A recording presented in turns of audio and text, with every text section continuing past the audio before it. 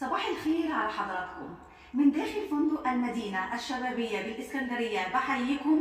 وبالفعل المدينة الشبابية بتشهد أجواء استثنائية من استضافة عمالقة ونجوم الفن والموسيقى في مصر والوطن العربي، وده من خلال مهرجان إبداع للموسم ال11 واللي بتنظمه وزارة الشباب والرياضة برعاية فخامة رئيس الجمهورية عبد الفتاح السيسي، وبدعم معالي وزير الشباب والرياضة الأستاذ الدكتور أشرف صبحي. والنهارده بيشرفنا نجم النجوم الموسيقار الكبير هاني مهنا.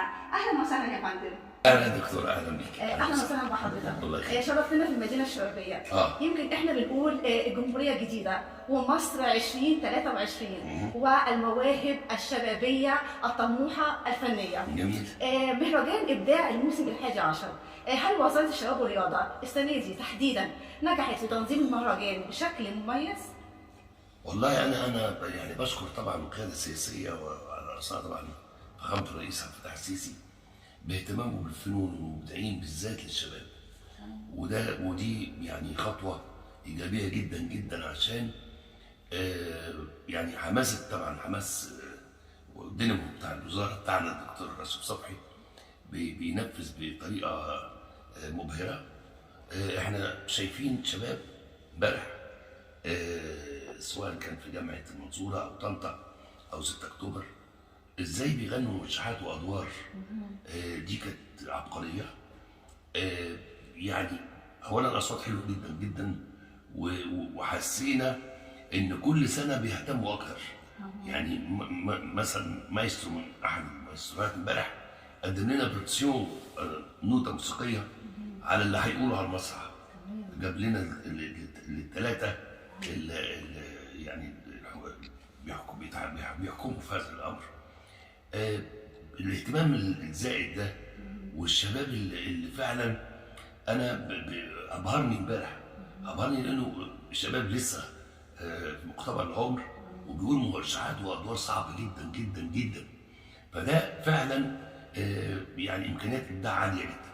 اولا عشان ان الشباب يذوبوا في معتقة الابداع ويبعدوا عن النغمات العبثيه اللي هي موجوده في المهرجانات والحاجات دي، وده يبقى انتشار للشباب وعدوى.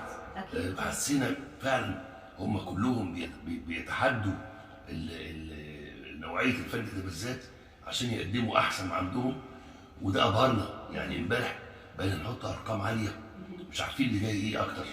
فبصراحه شيء مبهر وشيء جميل جدا، لانه اهتماماتهم كل سنه عن الثانيه دي دليل على انهم واخدين الموضوع جد، مش موضوع عبثي وياخدوا جايزه وخلاص. لا بالعكس. يعني فعلا شبابنا في 2023 اكثر نضجا واكثر وعيا واكثر فنا. بالظبط.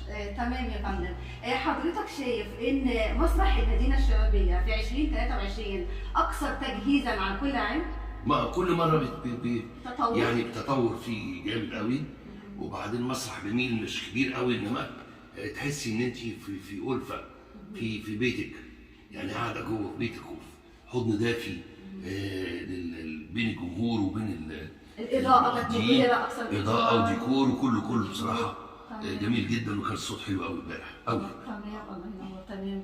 حضرتك شايف ان الاداره المركزيه للبرامج الثقافيه والتطوعيه هل نجحت فعلا في ان هي تخلي اكبر عدد من الشباب يشارك هذا العام؟ حضرتك لاحظت ان الشباب هذا العام من محافظات الجمهوريه اكثر يعني اكثر مشاركه؟ عندنا 40 جامعه ومعهد عالي، يعني ده كميه كبيره جدا، تنافسيه عظيمه.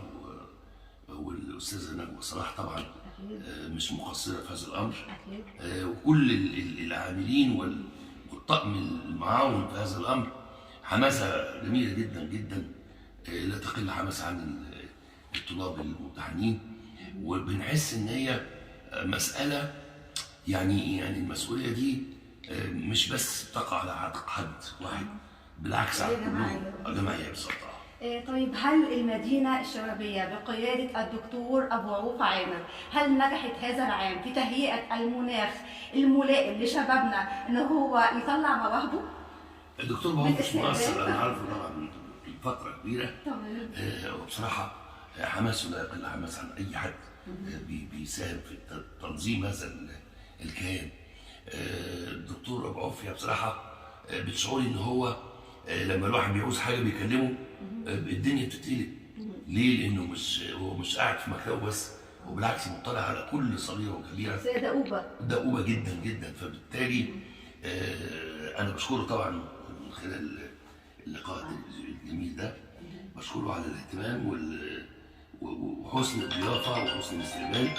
هذا شيء جميل جدا جدا. يعني بحس ان مساله مش بس تكليف ووظائف وخلاص، لا بالعكس، بحس انه فعلا كل واحد في مركزه بيقوم باكبر وجه من الاهتمام.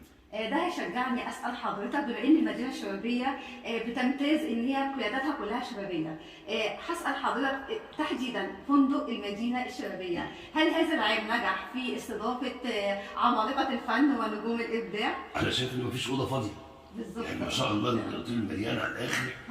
وكان في مشاكل لان احنا عايزين اوض اكتر مش عارفين. يعني فعلا الفندق عجب حضرتك جدا جدا. كل سنه بنزل فيه طبعا. تمام. شكرا لحضرتك جدا، وان شاء الله على وعد بلقاءات عديده مع حضرتك. ان شاء الله. شكرا لحضراتكم جميعا. شكرا.